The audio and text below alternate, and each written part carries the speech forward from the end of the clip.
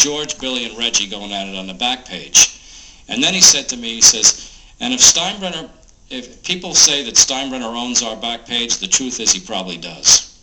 You know a guy who I told you out there I've gotten to know over the years.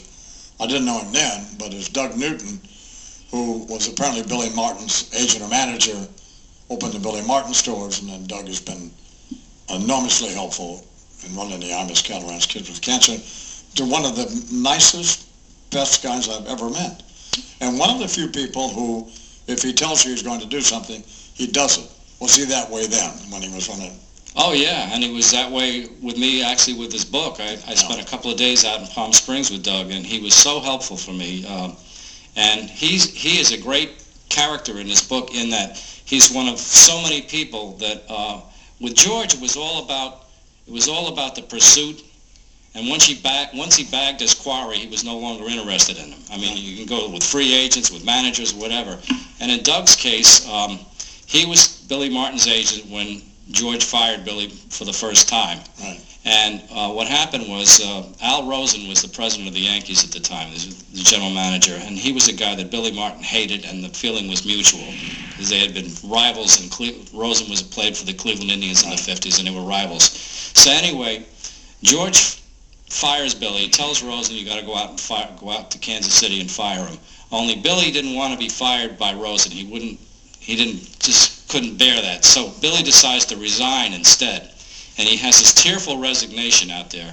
And Doug Newton is watching this on television, and he's horrified because Billy is basically self-destructing. He's giving up his money. Yeah. And so Newton calls George, and he says, George, Billy's not in his right mind. He says, don't pay any attention to this. He says, you've got to take care of him. You can't let him do this. And so by this time, George is already having pangs of guilt for firing Billy anyway. Yeah. And so they have this talk in this conference, and they decide that George says, well, you know, I really don't want Billy to leave anyway. And so, Doug says, well, Billy doesn't want to be anything but your manager. Well, meanwhile, Rosen has already hired Bob Lemon as his manager, his best friend.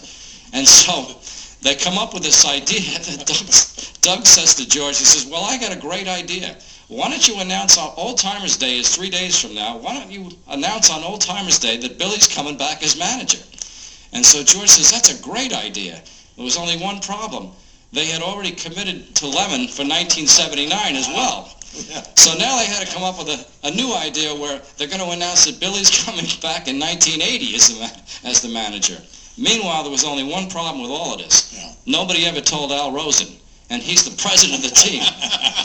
So now George has Rosen in his office the morning of Old Timers Day, and he says to him, Al, I'd like you to go down on the field with all the old-timers today. Put on your Cleveland Indians uniform and stand next to Lemon. And Rosen says, why would I want to do that? And he says, well, I think Lemon would like to have some company down there, and, you know, it'll be good for the crowd and everything. So Rosen goes down there, and he's standing on the field. First of all, they start booing him because he's in a Cleveland uniform. Sure. And then he's listening to all these announcements, you know, one after another, the deities are being announced, and DiMaggio was always traditionally the last guy to be announced. And Rosen's saying to himself, you know, I got to admit, this is a great team. You know, this is a great tradition here and everything. And then they come to DiMaggio, and then Bob Shepard, the PA announcer, says, and we have one more announcement. And everybody's looking around. DiMaggio's looking around.